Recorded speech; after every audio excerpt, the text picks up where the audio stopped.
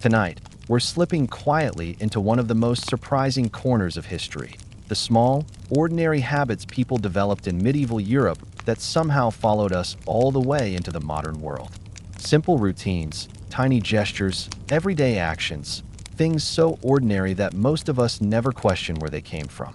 Yet, if you trace them back far enough, you'll find they were shaped centuries ago, inside quiet homes, busy workshops, narrow streets, and peaceful courtyards. It's strange how much hasn't changed. The way we greet each other, the little rituals we perform at home without thinking, how we organize our mornings, even how we share food, keep track of chores, or manage our time. So many of these behaviors began long before electricity, engines, or anything we consider modern. And tonight, we'll look gently at those habits, not as grand historical facts, but as soft, human stories that drifted through centuries and ended up in our daily lives without us even noticing. Before we begin this calm, sleep-friendly journey into the ordinary world of the Middle Ages, if you enjoy these quiet bedtime histories, don't forget to like the video. It truly helps the channel grow. And if you'd like more soft stories like this, make sure to subscribe so new episodes reach you whenever you need something peaceful to end the day with. I'd also love to hear from you in the comments. What is one habit you do every day without thinking? Maybe tonight's story will reveal where it came from. Now, get comfortable, breathe slowly, and let us drift into the everyday world of medieval life, the routines that never really disappeared. When we think about medieval mornings, it's easy to imagine something distant and unfamiliar: dim huts, cold rooms, wooden shutters, and households rising long before sunrise. Yet if we slip quietly into the way people actually began their days centuries ago, we discover something unexpected. Many of their morning habits still live in us today, repeated almost automatically, unchanged through time. And those centuries separate us from those early hours of medieval life. The small routines remain surprisingly close to the ones we perform before we even fully wake up. A medieval morning began with a pause, a moment of stillness before the day started. People didn't leap out of bed immediately, and they didn't have alarms forcing them awake. Instead, they stirred gently as the world brightened. A soft breeze drifting through cracks in the shutters, the sound of animals shifting in nearby yards, the slow glow of daylight touching the wooden beams above. As the room lightened, a person would blink awake, adjusting gradually to the morning. And this habit, that quiet pause between sleep and action, is something many of us still do without meaning to. It's the moment when we stare at the ceiling or listen to the early sounds around us before the day fully begins. A leftover rhythm from a time when mornings were not rushed but greeted. When medieval people finally sat up, their first small task resembled something familiar: tidying the bed space. Beds were simple: wooden platforms, straw mattresses, woolen blankets. But they still needed to be shaken out, smoothed, and folded. The idea wasn't decoration. It was practical. Shaking the bedding helped remove dust, kept the straw from clumping, and prepared the sleeping area for later. Today, when we make our beds, smooth our pillows, or at least pull the blanket into order, we continue a habit that formed long before modern bedrooms. It's not luxury or routine for routine's sake. It was, and still is, a way to reset the space between the end of night and the beginning of morning. After tending to the bedding, one of the earliest medieval actions was something universal, something done across cultures and eras: washing the face with cool water. Medieval homes kept water in simple containers, wooden buckets or clay jugs, often placed near the entrance or in a corner. People cupped the water in their hands, splashed it gently across their faces, rubbed their eyes, and woke their senses with the brisk clarity of cold water. The reason was practical. Washing removed the dust and oils from the night, refreshed the mind, and helped people feel alert before they stepped outside. Today, when we splash our faces, wipe our eyes, or even lean over a sink in those first sleepy moments, we are repeating one of the oldest and most instinctive habits of daily life. Another quiet routine that has survived the centuries is stepping toward the window, or whatever opening allowed a glimpse of the outside world. Medieval windows were small, shuttered, and sometimes covered with oiled cloth instead of glass. But people still opened them in the morning to check the light, feel the air, and understand the weather.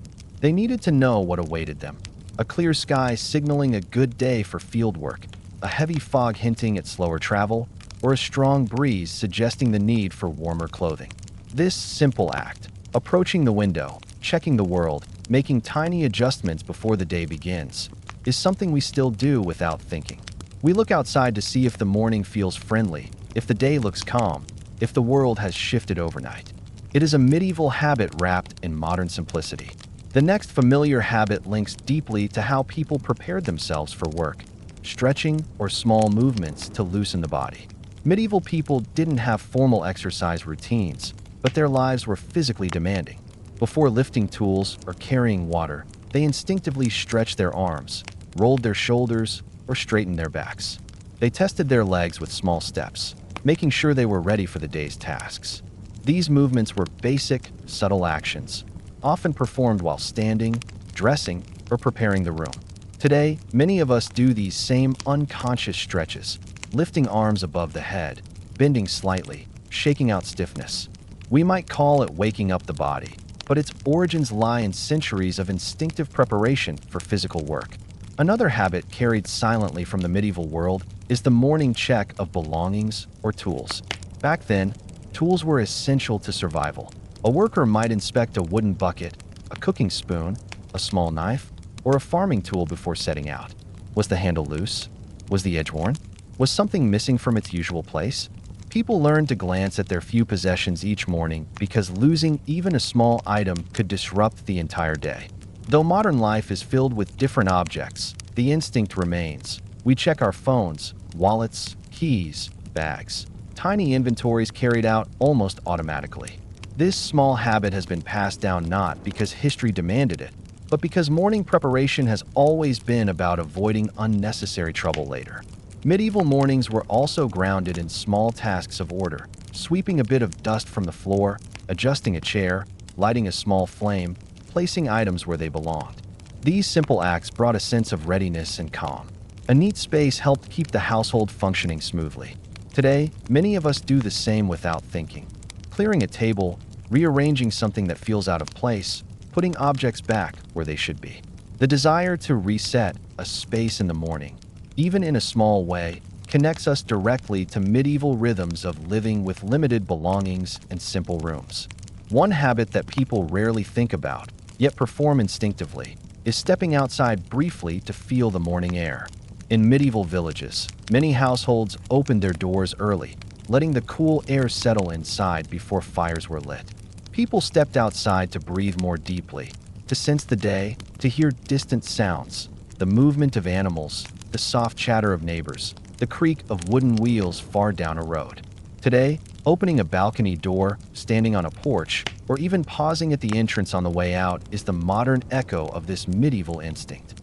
It's a brief connection to the outside world that resets the mind. Breakfast, too, has its medieval roots, not the food itself, but the habit of taking something small to steady the body before heavy work. Medieval people rarely ate large morning meals, but they often grabbed small bites, a piece of bread, some fruit, a sip of warm liquid. They didn't call it breakfast the way we do, but they understood the need for a small morning boost. Our modern versions, a quick snack, a fast sip of something warm, mirror this practice. It's a continuation of a centuries-old habit to prepare the body gently for the day ahead. Another familiar medieval habit is mentally planning the day while doing physical tasks. Without writing tools readily available, medieval people organized their day in their minds. While sweeping, tying shoes, washing their face, or gathering tools, they reviewed what needed to be done, which field to tend, which neighbor to visit, which chore to finish. Today, we do the same, thinking through schedules while brushing teeth, boiling water, tying shoelaces, or gathering items before leaving. This blend of thought and movement is one of the most enduring habits we unknowingly inherited. The practice of checking the home before leaving is another quiet routine that stretches far back into medieval life. People made sure the door latch was secure, the hearth was safe, the animals were settled, and nothing essential was left behind. These checks were small but necessary. Today, many of us do the same, scanning the room, checking switches, making sure everything feels in order. It's the same instinct for security, carried forward through centuries in almost identical movements. One of the most overlooked habits we share with medieval people is the tendency to listen to the morning. Not actively, but passively, letting sounds set the tone of the day. In medieval villages, people listened for the sounds of neighbors waking, animals stirring, distant footsteps, or tools clinking softly in early work. These sounds told them how the morning was unfolding. Today, we do something similar.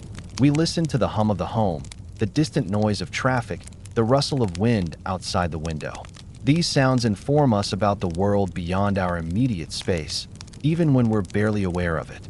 Even the way medieval people paced their mornings lives in us. They didn't rush instantly into heavy tasks. They moved slowly at first, letting the body adjust to the day.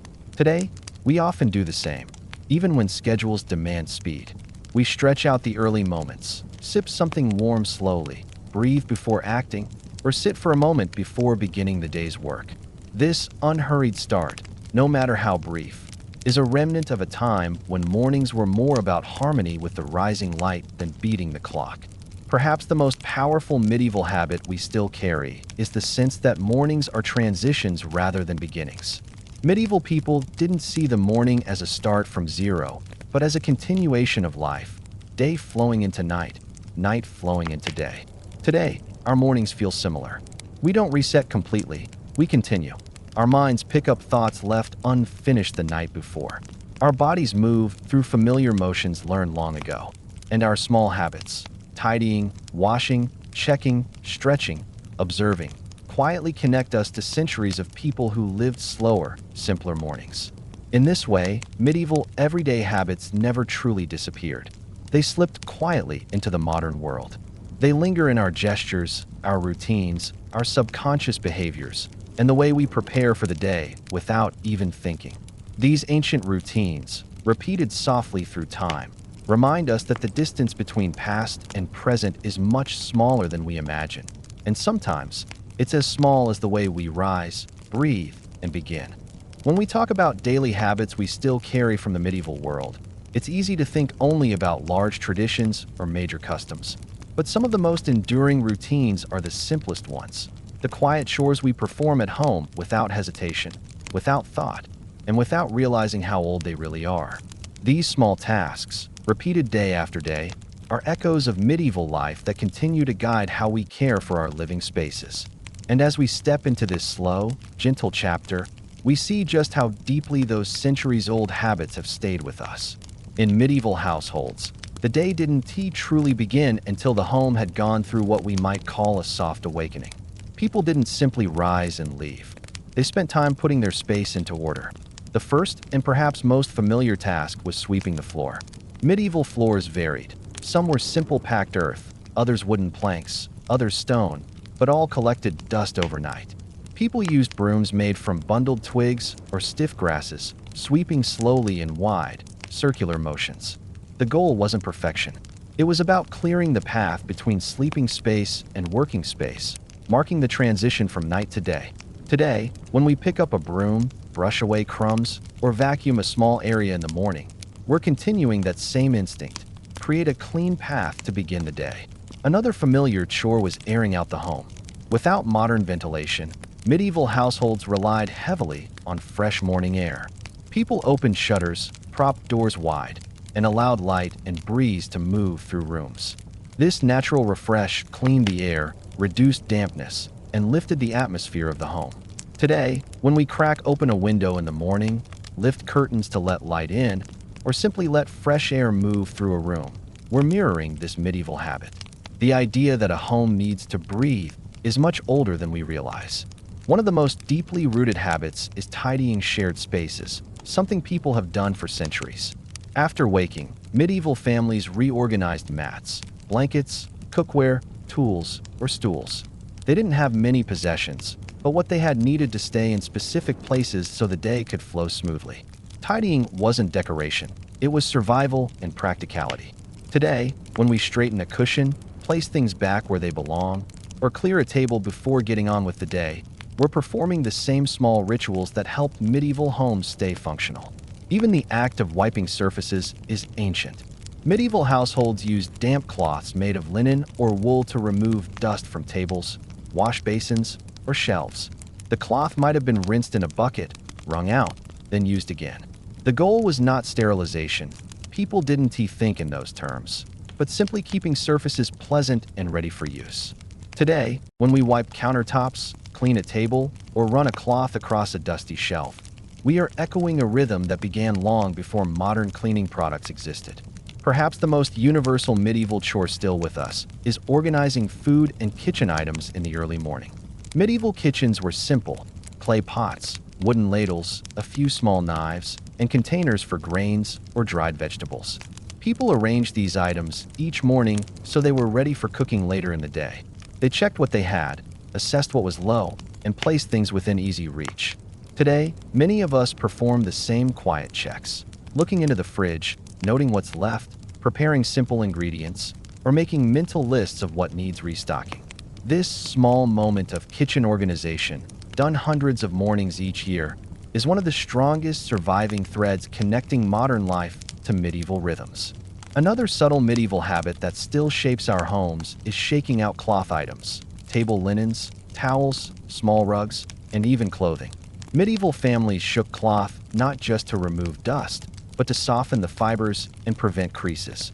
The motion was quick, practiced, and usually done near a doorway or window. Today, when we shake out a towel, fluff a pillow, or snap a cloth to straighten it, we're repeating movements perfected centuries ago. These gestures seem small, but they're embedded in deep, instinctive cycles of care and preparation.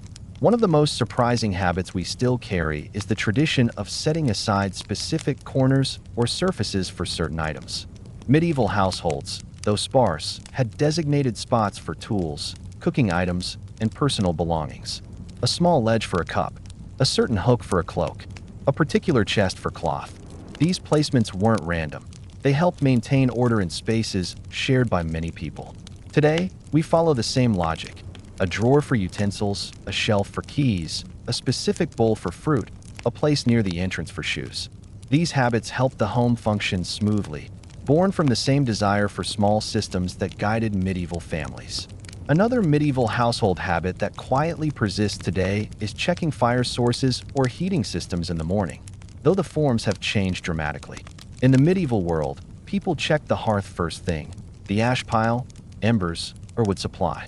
They might stir faint embers to rekindle warmth or remove leftover ash to start fresh. Fire was the center of the home's life, so morning attention was essential. Today, we don't tend hearths the same way, but the instinct remains. Many of us check thermostats, adjust room temperatures, look at heating units, or simply make sure the environment feels comfortable. The idea of setting the warmth for the day is a direct inheritance from centuries of watching over a household fire. One of the most enduring medieval habits is the quiet, almost automatic separation of tasks into small, manageable steps. Medieval families didn't do everything at once.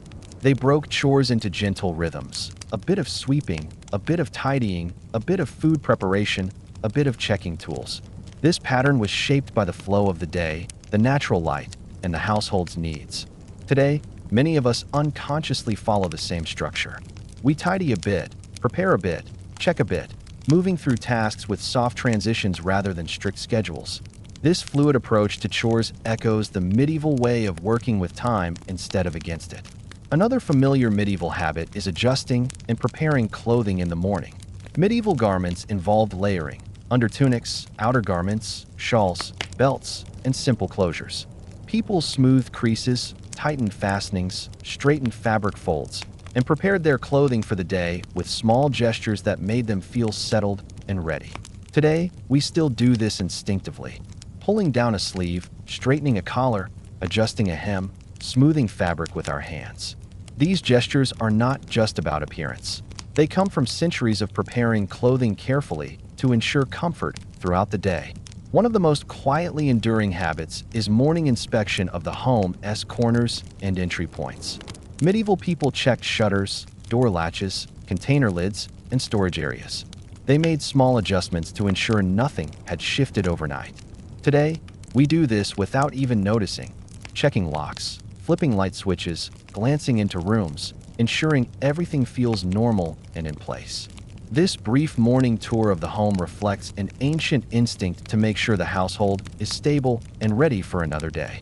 A deeply embedded behavior is collecting small piles or sorting small objects. Medieval homes required organizing with chips for burning, placing small tools together, sorting cloth scraps, or grouping items temporarily before moving them. Today, we still group objects without thinking, placing related items together before putting them away, stacking things we'll deal with later, or creating small temporary piles to be sorted. It's a habit born from necessity in medieval times, but preserved today as one of the natural motions of housekeeping. One of the most universal inherited habits is pausing to listen before beginning work. Medieval families listened to the quiet signals of the home, water dripping into a basin, the creak of wooden beams, the faint sound of a pot shifting on a shelf, or the movement of wind outside. These sounds informed them about the state of their home. Today, even in modern environments filled with appliances and electronic hums, we still pause. We listen for drips, unusual noises, the sound of something out of place. We may not think of it as a medieval habit, but it is one of the oldest forms of household attention. Another enduring medieval practice is maintaining a sense of shared order, even in small actions. Medieval homes functioned best when everyone followed the same patterns: where tools were stored, how items were arranged, what belonged in which corner. This collective understanding made everyday life smoother. Today, households still develop shared systems. Everyone knows where certain things go, how spaces are kept, and what small routines define the home's rhythm. This practice of silent coordination began centuries ago and continues naturally in modern living. Finally, one of the most lasting medieval habits is the idea that the home should be gently prepared for the day, not transformed suddenly. Medieval households didn't rush through chores. They did them gradually, in calm motions shaped by the rising light. And today, even with busy schedules, many of us retain pieces of this slow start. We tidy gradually, adjust things softly, prepare environments gently, carrying forward the medieval sense that a home should wake up quietly alongside the people living in it. As we look at these simple routines, sweeping airing spaces, tidying belongings, wiping surfaces, organizing the kitchen, shaking cloths, checking warmth, straightening clothing, grouping items, listening to the home, and easing into the day, we see a clear picture. Medieval habits didn't disappear. They simply blended into modern life. The gestures changed shape, the tools changed form, the surroundings grew more complex, but the underlying rhythms stayed the same. These ancient routines remain with us, whispered through the small motions that open every day, reminding us that history lives most quietly in the habits we barely notice. If we quietly step into the kitchens of the medieval past and watch how people prepared, shared, and approached food, we begin to notice something remarkable. So many of the eating habits we carry today, routines so familiar we barely think about them, were already deeply established centuries ago. They moved through generations so gently that by the time they reached us, they had become second nature. Yet their roots still sit firmly in the ordinary rhythms of medieval households. When a medieval family woke and settled into the morning's chores, one of the first tasks, often done instinctively, involved checking food supplies. Homes stored grains, dried vegetables, preserved items, and simple staples in wooden chests, clay jars, or woven baskets. People glanced into these containers each morning, noting what was low, what needed replenishing, and what would likely form the day's meals. Today, we still do this without thinking, checking the fridge, looking into the pantry, opening a cupboard to see what remains. The habit doesn't feel like history, but it is one of the oldest domestic gestures in continuous use. In medieval kitchens, the rhythm of preparing food followed patterns that feel familiar even now. Before anything else was cooked or warmed, people cleared the surface where food would be handled. They brushed away crumbs, wiped wooden tables with damp cloths, and set aside anything not needed for the moment. It was a simple act of organizing space before creating food, an instinct we still preserve. Whether it's setting out ingredients, wiping a countertop, or clearing the area before preparing a meal, the medieval habit of approaching food preparation with a clean surface remains deeply woven into daily life. One of the most enduring medieval habits we continue today is the practice of starting meals with something simple. In medieval homes, the first food prepared in a day was rarely complex. People ate pieces of leftover bread, fresh fruit when available, or small bites that required no cooking. These early foods were meant to warm the stomach gently, easing people into a day of heavier meals later on. Today's snacks, Morning nibbles or pre-meal bites echo this rhythm of beginning with simplicity before moving into something more substantial. Medieval families also maintained the habit of grouping ingredients before using them, an instinct we now identify as gathering everything needed before cooking. In a time without modern storage systems, this method of preparation helped cooks avoid unnecessary trips to storage areas. They collected grains, herbs, small vegetables, or water, setting them on the work's surface before starting. Today, we do the same by placing ingredients on the counter or assembling everything before beginning a recipe. The organization that feels modern is actually centuries old. The medieval approach to bread as the central component of meals remains present in modern dining. While bread itself has evolved in countless ways, the custom of including it alongside food, on the table, in a basket, within reach, comes from medieval eating practices. Bread was not a side item. It was part of the meal structure, something reliable and foundational. Even now, in many households, bread quietly anchors meals. Whether it sits next to soup, accompanies a main dish, or serves as a simple snack, the habit survives almost unchanged. Another medieval behavior we unconsciously continue is arranging the eating space before sitting down. Medieval families placed wooden bowls, cups, and basic utensils in straightforward, predictable positions. It wasn't about formality. It was about functionality and comfort. Everyone knew where items belonged. Today, when we set a table, place utensils in familiar spots, adjust napkins, or position dishes neatly, we're repeating a pattern of orderliness that shaped medieval dining. The act of sitting together for meals feels universal now, but it was a practice medieval households treated with quiet importance. Families gathered in shared spaces, not necessarily for elaborate meals, but to share food and space. Eating separately was rare except when work demanded it. Today, though modern schedules vary widely, the idea of gathering for meals, around tables, counters, or living areas, reflects this medieval sense of connection through shared eating. One of the most noticeable medieval habits that still survives is serving food in stages. Medieval meals unfolded slowly. People placed the simplest items first: bread, sometimes warm broth, a bit of fruit, or small sides. Heavier dishes came later. This created a natural flow to mealtime, light to heavy, simple to complex. Today, this pattern lives on in courses, even when we don't formalize them. We snack lightly before main dishes, serve salads before entrees, or bring out dessert last. The structure of meals, as we know it, is a quiet inheritance from centuries of communal eating. Another habit that hasn't changed is tasting food as it cooks. Medieval cooks tested flavors by dipping a small piece of bread into a pot or tasting a tiny amount from a spoon. It was practical, used to adjust seasoning or understand the dish's progress. Today, no matter how advanced our kitchens have become, we still dip spoons into sauces, taste soups mid-cooking, or pinch a small piece to test readiness. This gesture is one of the most enduring domestic behaviors in history. Even the way medieval families gathered leftover crumbs or remains of food after meals exists today. People swept the table lightly, saving scraps for animals or composting in gardens. Nothing was wasted.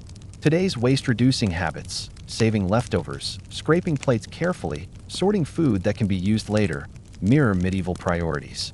Though the context has changed, the instinct to preserve what remains of a meal connects both eras. One of the strongest medieval habits still present in modern homes is washing dishes or cleaning the eating area immediately after a meal. In the medieval world, this was essential. Wooden plates and bowls could warp, absorb moisture, or retain flavors if not cleaned promptly. People wiped surfaces carefully and dried utensils with cloth. Today, even with modern dishwashers, many of us clean up directly after eating, wipe down tables, or wash items by hand. The feeling that a meal is not finished until the eating area is clean is a deeply rooted medieval instinct. The practice of assigning small roles within the household during meals also persists subtly today. Medieval families divided tasks. One person brought water, another placed the bread, someone else collected bowls, and someone prepared the fire. These roles weren't rigid but flowed naturally based on age and ability. Today, families or household members still share these responsibilities. One sets the table, another pours drinks, another clears items afterward. Without thinking about it, we recreate medieval patterns of shared work. Medieval families also practiced something that survives strongly in modern life: the instinct to gather food in one central spot before distributing it. This might be a large pot placed in the center of the room, or a single bowl holding prepared items. Today, we still centralize food, placing dishes on counters, arranging plates at the table, gathering everything in one area before serving. Even the modern buffet or family-style dinner echoes this ancient pattern. A subtle but powerful medieval habit that lingers is checking the temperature or quality of food before eating. In a world without thermometers, families assessed warmth by hovering a hand above a dish or dipping the edge of a spoon. They examined texture, steam, and even the color of broth. Today, we do nearly the same, touching the side of a cup, blowing gently on hot food, or using small tests to ensure something is safe or pleasant. The methods have modern variations, but the instinct is unchanged. The practice of pairing foods, combining textures, balancing heavier items with lighter ones, also began in medieval eating. People commonly paired soups with bread, soft foods with something firmer, or dry foods with moist ones. These pairings made meals easier to eat and more satisfying. Today's food combinations, whether simple or elaborate, follow similar logic. The medieval approach to balancing meals still shapes what feels complete to us. Perhaps one of the most familiar medieval habits we still carry is the quiet ritual of pausing before eating. This wasn't a ceremonial gesture, but a practical one. Medieval families paused for a moment to ensure everyone was ready, that the food was properly placed, that nothing was missing. During this moment, the room settled into calm. Today, even without conscious thought, we often pause before taking the first bite, checking our utensils, making sure we're comfortable, waiting for others to be ready. This pause is not a modern custom. It's a medieval moment of collective settling. Another enduring habit is eating slowly at the beginning of a meal, easing into the process. Medieval families savored the early bites because food was precious and eating was communal. Even today, many of us take the first few bites more slowly before settling into a normal pace. It's an instinct tied to observation, appreciation, and the human need to transition gently into nourishment. The habit of keeping water or a drink nearby during meals also dates to medieval kitchens, where people always placed a jug or cup close to the eating space. It was convenient and essential. Today, we still maintain this instinct: a glass of water on the table, a cup of something warm close by. It's a behavior so embedded in daily life that we rarely notice its historical depths. One of the most visually enduring medieval habits is stacking or collecting dishes in a certain order after eating. Medieval families gathered bowls first, then utensils, then cleaning cloths. This method made cleanup efficient. Today, many households follow nearly identical patterns, grouping plates, utensils, cups, and cloths before washing. It's a small choreography passed silently from one generation to the next. Finally, one of the deepest medieval eating habits that still defines modern meals is treating food as a moment of pause rather than interruption. Medieval families respected the time set aside for meals. It was a break from work, a quiet transition before the next cycle of daily tasks. Today, even when life feels busy, we still sense the value of a meal as a pause, a moment to reset, reorganize, and breathe. As we move deeper into these habits, we realize that medieval kitchens and modern kitchens are not separated by a vast gulf of difference. They are joined by countless tiny gestures, repeated endlessly across centuries. The tools changed, the flavors expanded, the spaces evolved, but the instincts remained: gather, prepare, share, tidy, pause. These are not just eating habits. They are threads connecting us to the past, holding us in the quiet continuity of human routine. If we step outside the walls of a medieval home and quietly observe how people moved through their villages, interacted with neighbors, and navigated the shared spaces of their world, we begin to see something familiar, almost startlingly familiar. Many of the tiny social habits we still perform when we leave our homes today were already fully formed in medieval life. These were not laws or written rules. They were natural behaviors that arose from living close together, sharing roads, sharing work, and sharing time. They became rhythms, and those rhythms have survived for centuries. Even as the buildings, clothing, and streets around them changed completely, One of the earliest medieval habits we still carry is the simple gesture of greeting someone we pass, even briefly. In medieval villages, people greeted each other out of recognition, respect, and practicality. Surviving together required cooperation, and a simple nod or quiet, "good day," maintained harmony. Today, even if we don't speak out loud, many of us still give a small nod, a half smile, or some acknowledgement when we pass a neighbor, a coworker, or even a stranger in a hallway. It is a human instinct rooted in medieval social life, the idea that acknowledging another person preserves peace. Another habit that survives almost perfectly intact is stepping aside to let someone pass, especially in narrow spaces. Medieval roads were tight, uneven, and often crowded with people moving in different directions. At doorways, bridges, lanes between houses, and narrow footpaths, people learned to shift their bodies slightly, turning sideways or stepping to the edge of the road. They did it without thinking, not to be polite in the modern sense, but because it was a smooth, natural way to keep movement flowing. Today, we do this effortlessly on sidewalks, in grocery store aisles, on buses, or in any shared space. This small sidestep, this unspoken choreography, is a medieval survival that has become second nature. Another outdoor habit with deep medieval roots is checking surroundings before stepping outside. Medieval homes opened into shared villages, open courtyards, or small lanes. People always took a moment to look left, look right, see who was around, and understand what the outside world felt like that minute. This wasn't fear, it was awareness. Today, we still do this. We glance outside before stepping through the door, look around a parking lot, or check the street before walking out. It's one of the quiet instincts inherited from a time when stepping outside meant instantly joining a shared public space. One of the most subtle but universal medieval habits is walking at a steady, comfortable pace rather than rushing without reason. Medieval people walked everywhere. They had no need to run unless something was urgent. A slow, natural pace became the rhythm of life outdoors. Today, even with modern transportation and busy schedules, there is still a natural walking pace that most people fall into when they are unhurried. It's the same gentle rhythm medieval villagers followed, shaped by the human body and centuries of walking as the primary mode of travel. Another important medieval habit that remains is carrying small items when going outside, even if briefly. Medieval people rarely stepped out empty-handed. They carried baskets, pouches, small tools, bundles of herbs, containers for water, or small items they needed nearby. This wasn't a conscious rule, just a natural part of outdoor life. Today, we hold phones, keys, small bags, water bottles, or small personal belongings whenever we leave home. The objects changed, but the instinct to step outside with something useful remains unchanged. One of the clearest medieval habits still with us is checking the weather by looking at the sky or feeling the air.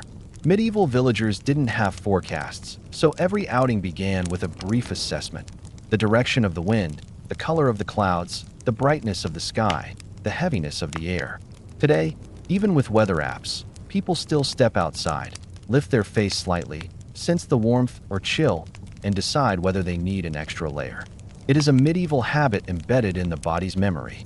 Even the habit of exchanging small comments about the weather has medieval origins. In medieval life, the weather determined everything: work, food, travel, chores. Commenting on it became the most universal, neutral, safe way to connect with others. Today, when we casually say, "nice day today," or "a bit chilly," we aren't being unoriginal. We re-engaging in one of the oldest forms of social connection from medieval life. Another behavior that mirrors medieval habits is waiting for someone to finish a motion before proceeding. On medieval streets, if someone was filling water, moving animals, opening a gate, or pushing a cart, people paused quietly until the motion was complete. Today, we still do this in small ways. Waiting for someone to exit an elevator before entering, letting someone finish crossing the street, waiting for someone to close a car door. This gentle, unspoken patience is a medieval social instinct that persists. The way we naturally form small walking patterns in groups also comes from medieval life. Families walking together tended to move in informal clusters, two people side by side, someone slightly behind, someone ahead. Villagers learned to navigate each other's pacing without speaking. Today, we still do this unconsciously with friends or family, adjusting speed, matching steps, avoiding bumping into one another. The choreography of group walking is not modern, it is medieval. Another long-lasting habit is stopping momentarily at familiar points outside the home. Medieval people paused at the well, the corner of a building, a junction in the road, or the entrance to a courtyard. These brief pauses weren't for rest. They were moments to reorient, greet someone, or simply transition between spaces. Today, we pause near mailboxes, at driveways, near building entrances, or at the edge of a parking lot. The habit of stopping for a brief moment before continuing is a medieval rhythm we perform daily. The practice of adjusting clothing after stepping outside is another subtle medieval holdover. Medieval garments shifted when moving from indoor to outdoor environments. People tugged sleeves, tied belts tighter, pulled cloaks around their shoulders, or smoothed fabric. Today, we straighten jackets, adjust collars, pull sleeves down, or fix a hood as soon as we step into fresh air. The instinct to settle clothing outdoors comes directly from medieval everyday life. Even the humble habit of walking on the left or right side of a road without thinking has medieval origins. In medieval villages, people naturally walked on whichever side had the firmest ground or allowed easier passing. Over time, in some regions, patterns formed, loose, instinctive, and completely unspoken. Today, sidewalks and hallways still have these invisible lanes, shaped by the same quiet human tendencies. Another deeply rooted medieval habit is the quick exchange of small favors outdoors. Lending a hand to lift something, holding a door, signaling that someone can go ahead. These gestures existed long before modern etiquette. Medieval villagers depended on tiny acts of cooperation, helping someone step over uneven ground, opening a gate, holding a bucket, or guiding an animal aside. Today's micro-kindnesses, the small favors we perform in shared spaces, are direct descendants of this culture of communal assistance. And then there is perhaps the strongest medieval outdoor habit still alive today: observing without intruding. Medieval life required awareness. People watched who walked by, what animals were moving, whether the road was muddy, whether children were nearby. But this attention was gentle, respectful, and non-invasive. Today, we still glance around, noticing people in our surroundings, watching movements without staring, maintaining awareness while respecting space. It is a social balance perfected many centuries ago and carried quietly into the present. Another instinct that has survived nearly untouched is stopping to let someone speak before continuing. Medieval conversations outdoors usually took place while standing by a gate, a doorway, a fence. People spoke softly, taking turns, letting the other finish before responding. Interrupting felt unnatural. Today, even in brief outdoor interactions, many people still follow this rhythm without consciously thinking about it. Finally, one of the most universal medieval habits we still carry is returning home the same way we left it, calmly, with a brief pause at the door. Medieval villagers didn't burst back inside. They paused at the threshold, brushed dust from clothing, felt the warmth of inside air touch their face, and transitioned from outdoors to indoors. Today, after an errand or a simple walk outside, we often pause at the door, take a breath, adjust what we're carrying, and then step inside. It is a medieval rhythm preserved perfectly in modern motion. As we observe these habits, greeting, stepping aside, checking the sky, carrying something, adjusting clothing, pausing at familiar spots, walking in natural patterns, offering small favors, returning home quietly, we realize something incredible. Outdoor behavior has changed far less than indoor behavior. Buildings evolved, transportation transformed, cities grew, but the essential ways humans move through shared space have remained almost untouched since medieval times. These habits are not artifacts. They are living threads, woven into our everyday actions. And every time we step outside, we follow medieval rhythms without realizing it. Echoes of a world long gone, yet still alive in every gesture, glance, pause, and step. If we slip quietly into the working rhythms of medieval daily life, the small tasks, the subtle techniques, the everyday motions people repeated thousands of times, we begin to realize something surprising. So many of the tiny habits we still perform at work or during chores today are not modern behaviors at all. They are medieval ones. They were born long before offices, long before tools became industrial, long before the idea of work culture even existed. These habits were shaped by hands, by routine, by repetition, by the practical need to make life easier. And because they worked so well, they never disappeared. They simply followed us into the present, blending into our daily motions until we forgot where they came from. One of the strongest medieval habits we still carry is the instinct to organize tools before beginning a task. Medieval workers, whether they were bakers, carpenters, weavers, or simple villagers performing daily chores, began their work by gathering what they needed and placing everything within reach. This wasn't formality, it was efficiency. When every minute mattered and every tool had value, preparing the workspace was as essential as the work itself. Today, when we line up pins on a desk, gather materials before cooking, lay out tools before fixing something, or even arrange digital files before starting a project, we are repeating a medieval work rhythm that hasn't changed at all. Another medieval habit that survived intact is testing tools before using them. A carpenter in the Middle Ages ran a thumb along the edge of a blade to judge sharpness. A baker pressed dough between fingers to check texture. A weaver passed thread lightly between hands to feel strength. Today we do the same. We test a pen on paper, tap a keyboard, run a hand along fabric, check a brush before painting, or lightly test an appliance before using it. The instinct to verify tools through touch and small tests came from centuries of careful working hands.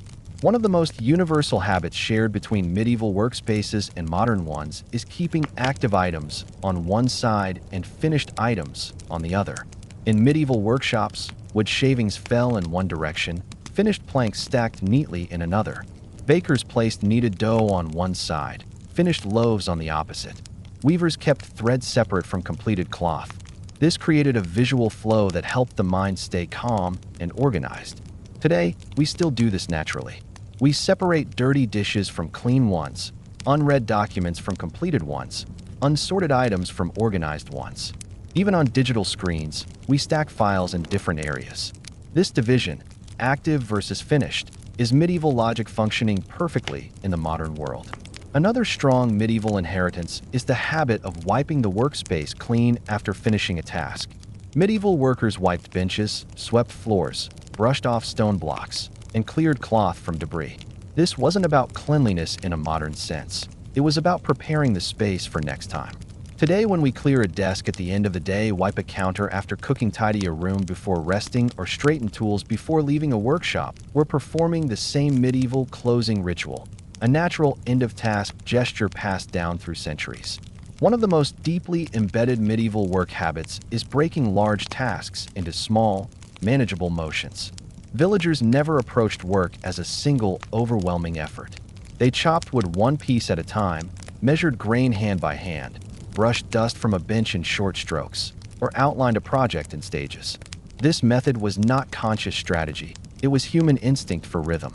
Today, when we divide a big assignment into smaller parts, tackle chores step by step, or complete projects in phases, we're reenacting the medieval approach to manageable effort. Another medieval habit still alive in us is the instinct to pause briefly before starting the next task. Medieval workers often stopped for a moment, not resting, but resetting. They placed a tool down, looked at the next item, took a breath, and only then began again. Today, even if we work in modern environments, we pause naturally before switching tasks. We take a small breath, glance at the next project, or let our minds settle before acting. This small transition is not procrastination. It is a medieval pacing mechanism preserved in human behavior. A subtle but extremely telling medieval habit is keeping frequently used items within a small reach circle. A medieval potter kept water, clay, and tools all within arm's reach. A carpenter positioned planks, nails, and hammers near the dominant hand. A baker kept flour within a natural pivot. Today, our desks, kitchens, and workspaces follow the exact same pattern. Keyboards directly in front, pens nearby, chargers where hands naturally fall, essential tools arranged intuitively.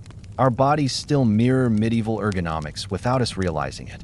Another familiar medieval behavior that continues today is using repetitive motions to maintain focus. Grinding grain, kneading dough, brushing surfaces, weaving fibers. These repetitive tasks helped medieval workers maintain calm mental rhythm. Today, we still rely on repetitive motions for focus, tapping fingers, cleaning small areas, stirring something slowly, straightening objects, or performing repeated micro-adjustments while thinking. The body remembers the comfort of rhythmic work from centuries of practice. We also inherited the medieval habit of grouping tasks by location. Medieval villagers performed outdoor work together, fetching water, tending animals, gathering plants, and indoor tasks together, preparing tools, mending items, organizing storage. This structure saved time and energy. Today, we do the same, cleaning everything in one room before moving to another, shopping for all groceries in one trip, completing all emails before switching tasks. Grouping by location is a medieval strategy naturally preserved in modern life. Another subtle medieval habit we still follow is placing things in predictable default spots. Medieval workers always returned tools to the same hook, placed brushes in the same basket, stored grain in the same chest. This wasn't rule-based, it was instinctive order.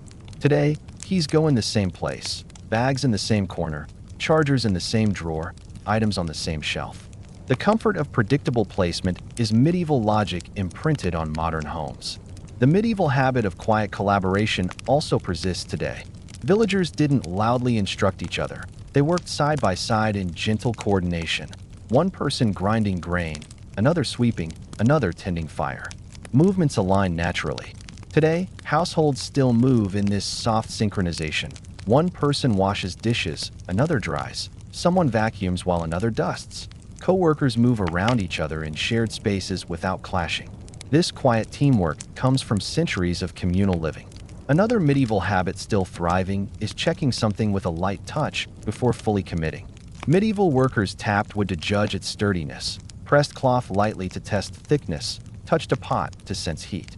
Today, we do the same, tapping a wall before hanging something, lightly pressing a button before use, checking handles before lifting, gently tugging on items before moving them. The instinct to test through gentle touch is medieval wisdom in motion. Even the habit of placing items temporarily in staging spots began in medieval life. When preparing large tasks, medieval workers used staging areas, a bench corner, a floor mat, a section of a table, where items rested before being used. Today, we still create staging spots instinctively. A pile at the edge of a desk, items on a counter before cooking, things placed near the door before leaving. The concept of transitional space is a medieval organizational technique preserved almost perfectly. Another medieval habit that traveled to the present is the instinct to tidy while working, not only after. Medieval villagers cleaned as they went because clutter slowed work. Today, we sweep crumbs mid-cooking, move objects aside mid-task, or straighten papers while reading. It's efficiency born from centuries of working in tight, shared spaces. One of the most important medieval habits we unknowingly follow is pausing to assess progress. Medieval people often stepped back, looked at their work, adjusted posture or tools, and made small corrections. This wasn't formal evaluation, just natural reflection. Today, we still step back from projects, check our progress, adjust direction, or refine details. The instinct to reflect mid-task is a medieval cognitive rhythm. Finally, perhaps the most universal medieval habit still alive in modern life is ending work with a small gesture of closure. Medieval workers tapped tools together softly, brushed hands on cloth, stacked items neatly, or gave the workspace one last glance. This final motion signaled completion to the body and mind. Today, we do something similar, closing a laptop gently, straightening a chair, putting pins away, taking one calm breath before leaving a workspace. This tiny ending gesture is the oldest part of work culture, an ancient ritual of closure still alive in our hands. As we move through these habits, preparing tools, organizing space, cleaning as we go, pacing work, testing, stacking, pausing, closing, we begin to see that medieval work rhythms didn't vanish with time. They slipped quietly into our daily motions. They shaped the logic of our workplaces, our homes, and our routines. And even now, centuries later, the way we move through tasks is not entirely modern at all. It is medieval, preserved through instinct and repetition. When we think of managing time, planning the day, or separating tasks into predictable rhythms, we tend to imagine modern tools, calendars, apps, alarms, schedules. But the truth is far quieter, far older. Long before clocks were common, long before printed schedules existed, long before daily planners or reminders, medieval people had already developed natural systems of time management that continue to shape the way we move through our days even now. Their lives were guided not by exact numbers, but by rhythms, soft, intuitive, deeply human rhythms. And we still follow these rhythms without noticing, because they became part of how the human mind organizes time itself. Medieval timekeeping was not built on bells and mechanical clocks alone. It was built on habits, repeated actions that gave days structure. One of the oldest surviving habits is breaking the day into segments based on natural cues. Medieval people woke with the light, worked through morning calm, prepared meals at midday, slowed down in the afternoon, and settled into rest when darkness came. They did not count hours, they felt them. Today, even with artificial light and digital screens, our bodies still follow this pattern. We think clearer in the morning, feel a natural slump in mid-afternoon, and wind down when evening arrives. This rhythm isn't modern biology alone. It's the echo of agricultural, craft-based medieval life. Another medieval habit that survives is beginning the day with the easiest, most predictable tasks. Medieval workers didn't start with the hardest job. They warmed up their minds and bodies with small chores, sweeping a corner, checking tools, adjusting clothing, organizing materials. These little motions allowed them to ease into the workday.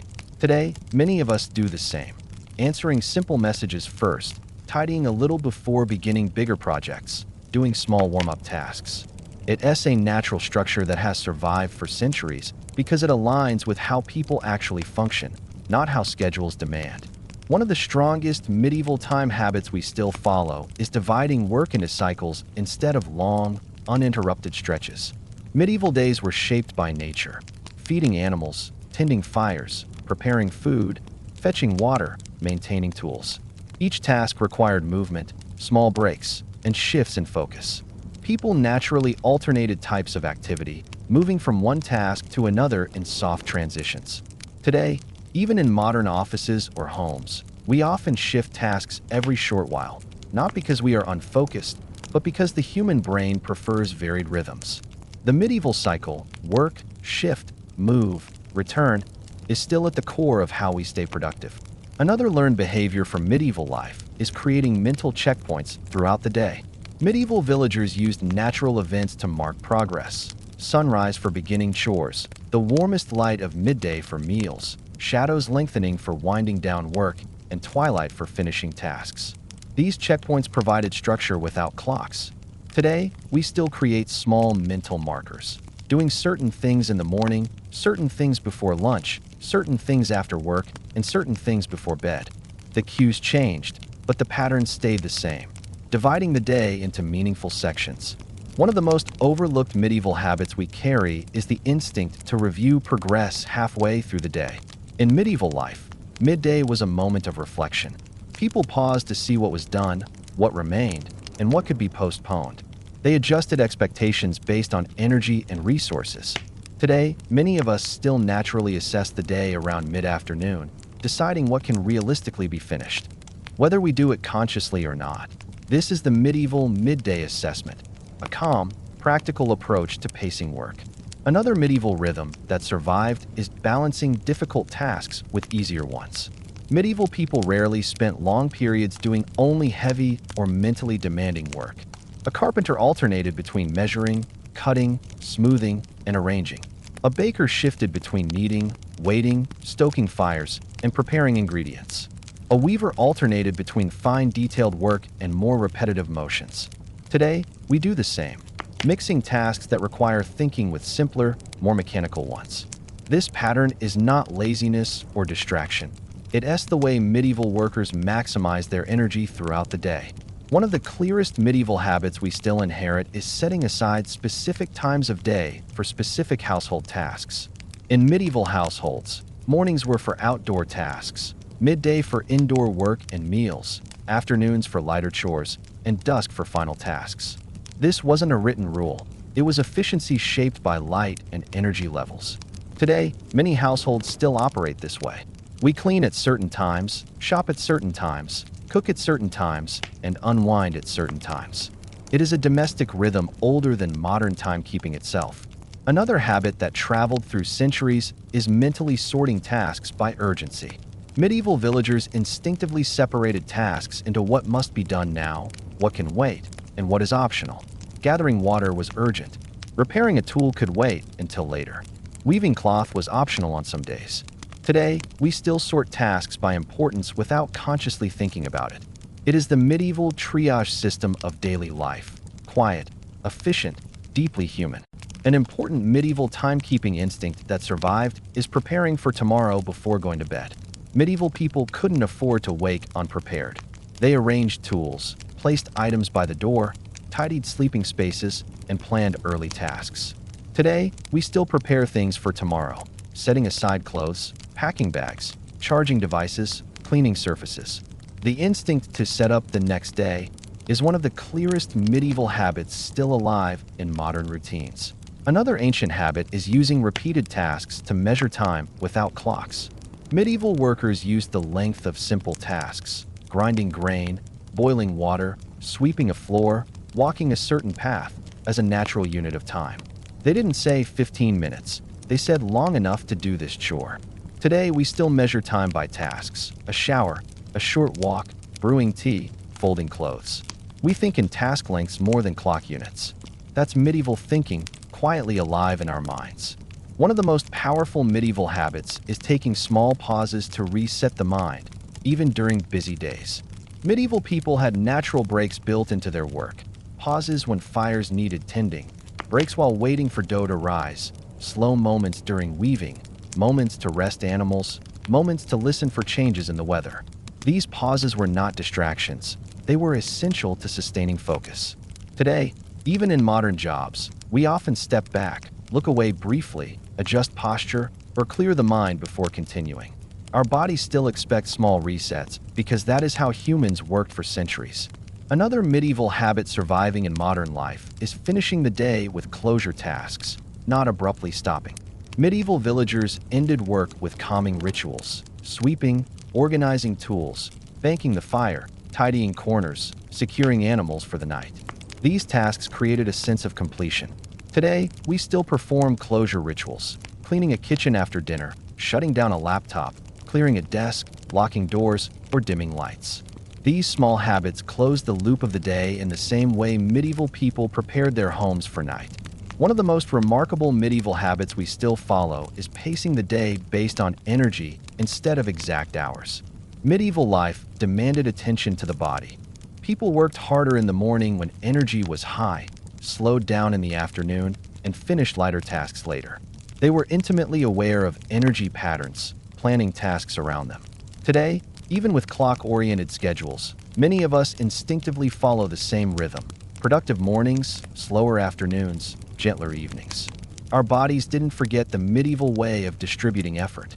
Another medieval rhythm still present is keeping mental categories for types of tasks. Medieval villagers grouped tasks into categories: outdoor versus indoor, heavy versus light, urgent versus optional, individual versus shared. Today, we still group tasks in these quiet mental lists. The categories shifted slightly, but the structure is identical because it is deeply intuitive, refined across centuries of daily life. The medieval world also shaped the modern habit of starting new tasks only when the workspace feels ready. Whether it was clearing a bench, setting aside tools, or adjusting space, medieval workers didn't begin until the environment felt settled. Today, many of us feel uneasy starting work in a messy or disorganized space. We straighten things, clear areas, adjust lighting, or arrange items before beginning. This instinct is not aesthetics. It is medieval work psychology. Finally, perhaps the most universal medieval time habit still alive today is ending the day with a quiet reflection, even if brief. Medieval people reviewed what was done, what needed attention tomorrow, what could wait. They thought while closing shutters, while tidying surfaces, while lying down. Today, we still review the day quietly, thinking in bed, reflecting in the shower, planning next steps while unwinding. This closing reflection is one of the most persistent human routines. When we step back and look at these rhythms, breaking tasks into cycles, preparing tools, grouping work, pacing energy, resetting, closing the day, we see a clear truth. Medieval time management wasn't too primitive at all. It was deeply human, perfectly structured for natural behavior. And that structure still lives in us. We don't notice it because it's woven into the way we breathe, act, move, and think. Our modern schedules may be digital, our clocks precise, our environments changed, but our habits, the small ones that carry us through the day, are still medieval at heart. If we wander gently into the social world of medieval villages, the doorways, pathways, small yards, and the shared open spaces where neighbors saw one another daily, we discover something almost invisible yet astonishingly familiar. The tiny gestures we make today in neighborhoods, hallways, courtyards, and shared buildings are not inventions of modern etiquette.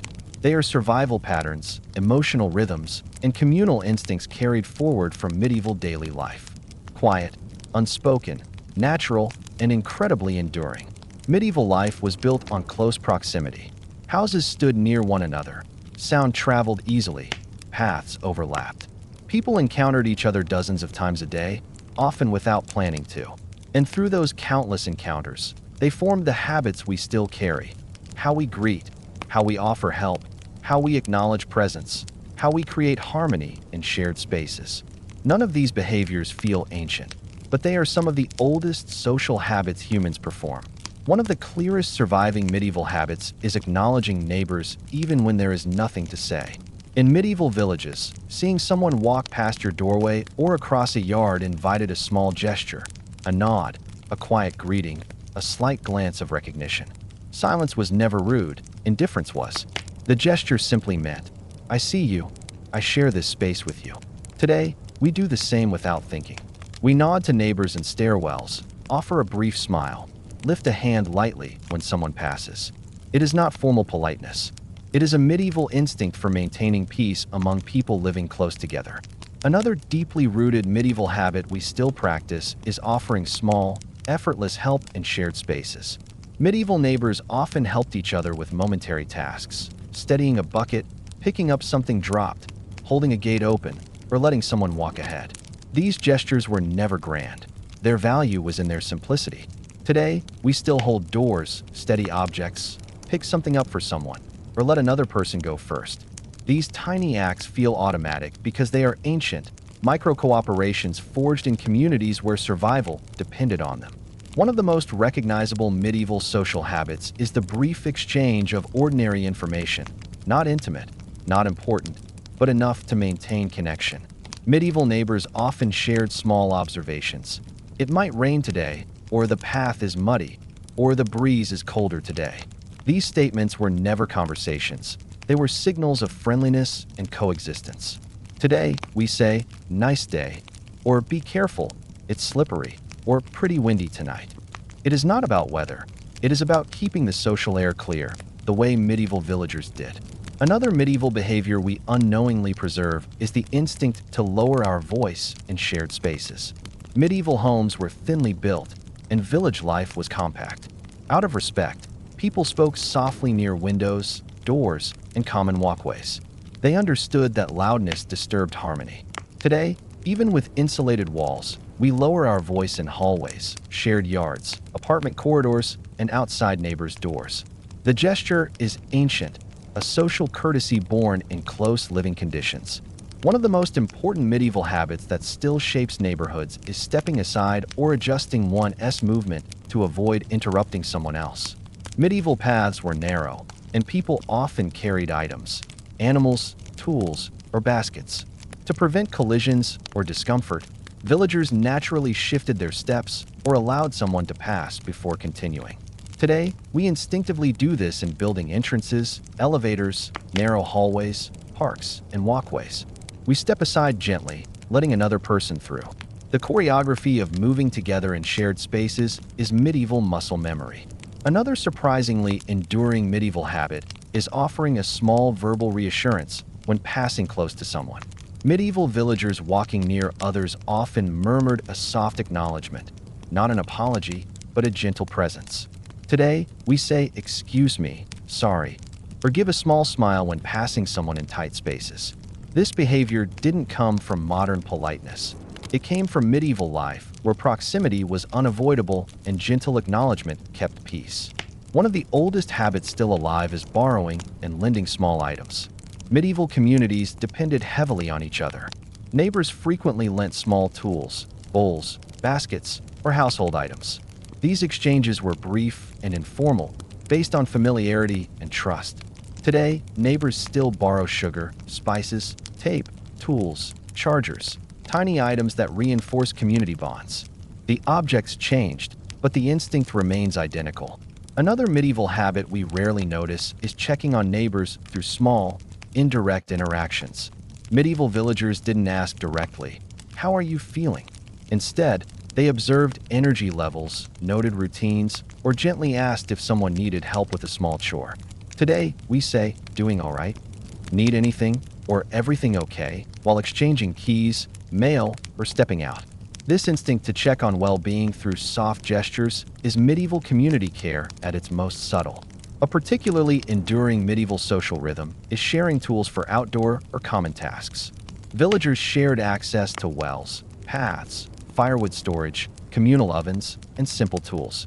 Today, apartment buildings share trash areas, laundry machines, entryways, and outdoor tools. Neighborhoods share rakes, shovels, ladders, or sometimes simply the responsibility of maintaining a shared area. The habit of dividing responsibility quietly is medieval communal logic preserved in modern living. Another medieval habit that hasn't changed is manners around noise.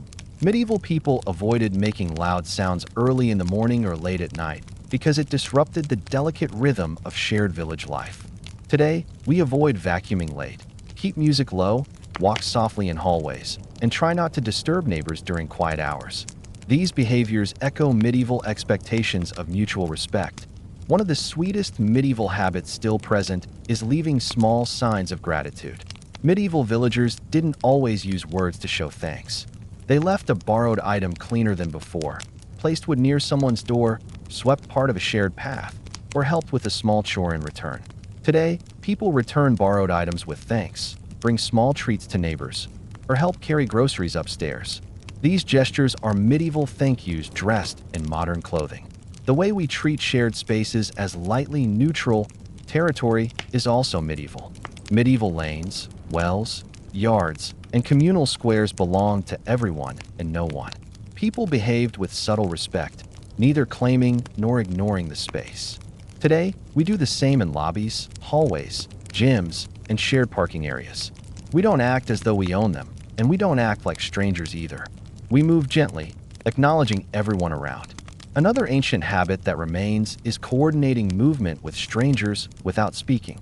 Medieval villagers adjusted steps, paused, resumed moving, or navigated around each other with silent understanding. Today, when two people avoid bumping into each other, step aside simultaneously, or read each other's body language on a sidewalk, they are participating in a choreography older than many modern countries. One of the most beautiful medieval habits still alive is the instinct to share news softly and calmly. Medieval news wasn't dramatic. It was simple information passed gently. When a path was muddy, when someone's animal wandered, when a repair was needed. Today, neighbors still say, "Your package arrived," "The elevator's out of service," "They're trimming trees today." These quiet updates maintain the same medieval principle, helping the community by sharing small, helpful details. Another habit still present is respecting invisible boundaries. Medieval villagers knew not to step too close to someone's door unless invited, not to linger at windows, and not to cross into private yards casually. Today, even without thinking, we respect boundaries. We don't peer into windows, don't stand too close to someone's door, don't step onto lawns unnecessarily. These spatial instincts were formed long ago in medieval neighborhoods. One of the strongest medieval social rhythms that remains is cooperative silence. Neighbors in the Middle Ages often worked quietly nearby, tending separate tasks but sharing the same space. Today, people garden quietly side by side, sit in shared courtyards peacefully, stand in elevators without speaking, or walk down hallways respecting silence. This shared quiet is not awkwardness. It is medieval communal comfort preserved intact. Finally, Perhaps the most enduring medieval social habit we still practice is ending small interactions with a gentle, mutual acknowledgement. Medieval villagers rarely walked away without a subtle closing gesture, a nod, a soft word, or a small smile. It was the social ribbon that tied an interaction together. Today, when we say take care, or smile briefly before parting, or simply nod as we walk away, we are performing the exact same medieval closing gesture. These habits, quiet greetings, small helps, subtle checks, mutual respect for space, coordinated movement, soft communication, form the invisible structure of neighborhood life today. We barely notice them because they feel like instinct. But that instinct was built by centuries of communal living in medieval villages. Those early rhythms became human rhythms, and they travel with us still, one nod, one step, one gentle gesture at a time. When we imagine medieval life, we often picture lively marketplaces, busy workshops, or winding village paths. Yet some of the most persistent habits we have inherited from our ancestors were shaped not outdoors, but inside the home, within dim, warm, quietly ordered spaces where daily life flowed in gentle cycles. These homes were small, often lit faintly, filled with soft sounds, and organized around routines that helped families maintain comfort, stability, and peace. And although centuries have passed, many of the ways we move, settle, and behave inside our homes today are direct descendants of these medieval indoor rhythms. One of the oldest habits we still practice is entering the home and pausing before fully stepping in. Medieval doors opened directly into living spaces, often crowded or warmed by simple fires. People naturally stepped in slowly, adjusting their eyes to the light, brushing off dust, scanning the room, and letting their bodies shift from outdoor tension to indoor rest. Today, we still pause after entering, removing shoes, adjusting our balance, closing the door gently, or simply taking a breath. This tiny moment of transition is one of the most ancient domestic rituals, setting the tone of calm inside the home. Another medieval habit deeply rooted in modern life is placing personal belongings in consistent spots immediately upon entering. Medieval villagers had specific pegs for cloaks, predictable corners for baskets, and familiar places for tools or small carried items. This wasn't about decoration, it was about efficiency and comfort. Keeping items in known places made the home feel stable. Today, we do the same. Keys go in one place, jackets on the same hook, bags near the same chair, phones in familiar spots. This ritual of predictable placement keeps a sense of ease and order inside the home, just as it did centuries ago. One of the most universal medieval indoor habits that remains with us is maintaining quiet walking patterns, especially during calm hours. Medieval floors were often wooden or stone, and sound traveled easily within small spaces. To avoid disturbing sleepers or others at rest, people learned to walk softly, distribute weight carefully, and move slowly indoors. Today, we still instinctively walk quietly in hallways, reduce noise at night, and move gently in shared homes. This soft-footed behavior is a medieval courtesy embedded in everyday life. Another common habit that dates back to medieval homes is arranging living spaces with a balance between functionality and comfort. Medieval families positioned their stools, benches, or simple chairs near warmth, near light, or near useful tools. Comfort wasn't luxury, it was necessity. Furniture placement created small zones of activity, a corner for mending items, a place for preparing food, a space for resting. Today, we do the same when we place couches facing light, arrange desks near outlets, or create cozy corners for reading or relaxing. The instinct to shape a home around comfort and ease is centuries old. One of the most subtle medieval habits we still practice is adjusting the environment before settling down.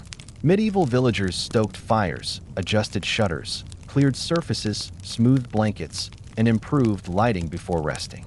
These small behaviors made the home feel prepared. Today, we fluff pillows, adjust lighting, straighten blankets, open or close curtains, turn on soft lamps, or arrange items neatly before sitting or lying down. This environmental preparation is a medieval rhythm that helps the mind unwind. Another indoor habit inherited from medieval life is keeping commonly used items within comfortable reach. Because medieval homes were small, people naturally placed everyday objects, cups, cloths, tools, and food items, where they could be easily accessed without disruption. Today, we place remotes, chargers, books, and other essentials near our favorite sitting spots. This simple habit provides comfort and continuity, echoing medieval domestic organization. One of the clearest medieval habits we repeat is tidying gradually throughout the day rather than in one large effort. Medieval life required constant maintenance, sweeping small patches, adjusting bedding, reorganizing baskets, or scraping crumbs from tables. Since mess accumulated quickly in tight spaces, tidying as you go became instinct. Today, many households still do light cleaning throughout the day, wiping surfaces, straightening items, or clearing small messes. It is not a modern strategy, but a medieval domestic rhythm that preserved harmony. Another important medieval habit that survives is using sound to create a sense of comfort inside the home. Medieval homes were full of soft, repetitive noises, crackling fires, simmering pots, the scrape of a chair, the rustle of cloth. These sounds signaled safety and presence. Today, we recreate similar comfort. Soft music, the hum of fans, quiet appliances, or the gentle noise of boiling water. These small sounds help the home feel alive and steady, echoing medieval acoustics. A deeply rooted medieval habit we still practice is sitting down in the same specific spots. Medieval homes had limited seating, and people naturally gravitated toward the same places every day.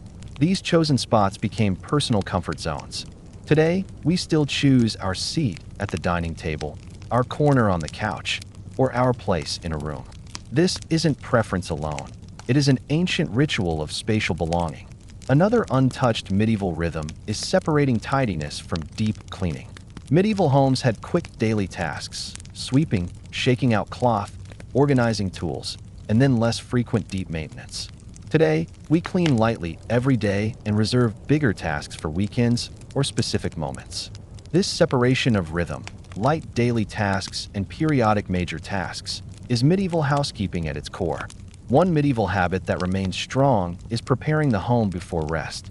Medieval nights required readiness: fires lowered, surfaces cleared, items stored safely, bedding arranged neatly. This made the home feel calm and secure. Today, we turn off lights, straighten blankets, set aside devices, lock doors, clear a table, or adjust room temperature before sleep. These soothing rituals allow the mind to settle and are direct descendants of medieval nightly routines. Another medieval habit still alive is the instinct to maintain visual order in small ways. Medieval people did not strive for minimalism. They sought simple clarity. They placed items neatly, arranged tools carefully, and ensured that clutter did not interrupt daily flow.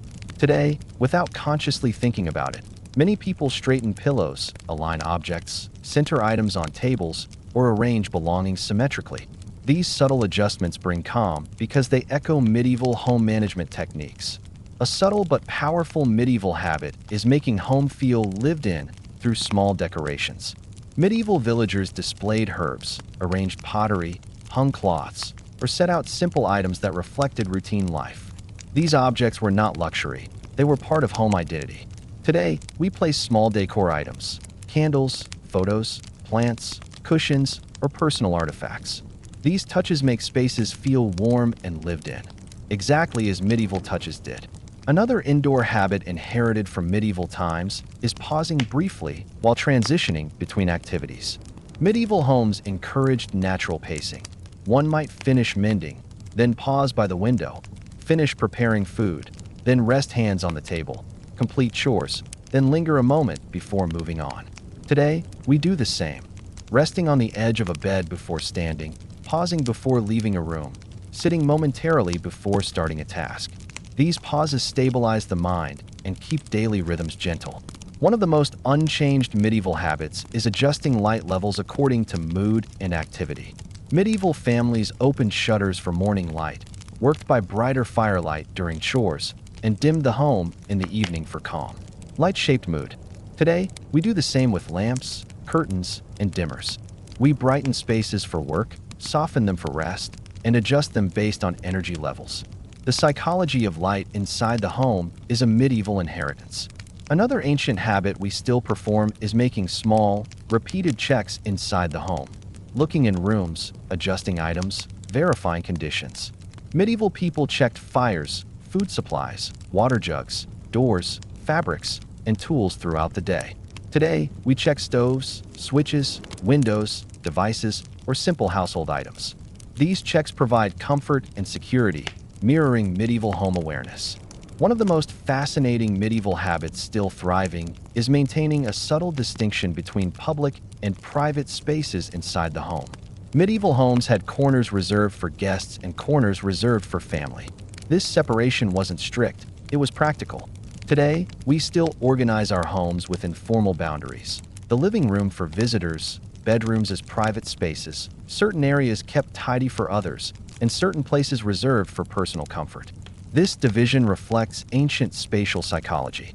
The habit of creating routines for food and drink inside the home also echoes medieval rhythms. Medieval people prepared certain foods at predictable times, stored items in consistent places, and followed comforting food rituals that provided structure. Today, we eat breakfast in the same spot, make tea at similar times, or reach for familiar snacks during certain activities. These tiny habits are not random. They are comforting domestic rituals shaped long ago. Another deeply enduring medieval habit is seeking moments of private quiet inside the home, even in busy environments. Medieval families often shared one large room. Privacy wasn't physical, it was emotional.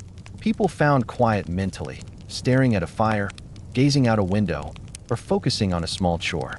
Today, we recreate this by stepping aside to breathe, reading in silence, retreating to a corner, or enjoying a quiet moment with a phone or a cup of tea. The desire for small private pockets in shared homes is centuries old. Perhaps the most universal medieval indoor habit is ending each day with a sense of closure inside the home. Medieval people tidied spaces, stored tools, secured rooms, arranged fabrics, and ensured that the home felt calm before sleeping. Today, we still perform nightly closure rituals, turning off lights, checking doors, arranging pillows, plugging in devices, tidying surfaces. These gestures calm the mind and prepare the space for rest, exactly as they did in medieval times. These habits, organizing, transitioning, softening sound, adjusting light, maintaining order, pausing, placing items, preparing the environment, are threads woven through centuries of domestic life. They are quiet rhythms carved into human instinct through repetition. And even now, as homes look completely different, our movements inside them remain softly medieval. We walk gently on floors, pause before entering rooms, place belongings predictably, and prepare spaces for comfort. We tidy gradually, choose favorite spots, adjust lighting, and seek small moments of quiet. These habits feel natural because they have always been with us, whispering through generations, shaping the way humans find peace indoors. Thank you for spending this quiet time with me, drifting slowly through the medieval habits we still carry into our modern lives without noticing. It's comforting in a way to realize that beneath all the changes of the centuries, so much of our daily rhythm, the way we greet, tidy, pause, prepare, settle, and move through familiar spaces, is shared with people who lived long before us. Their routines continued because they felt natural, calming, and human. And tonight, I hope they brought that same calmness into your evening.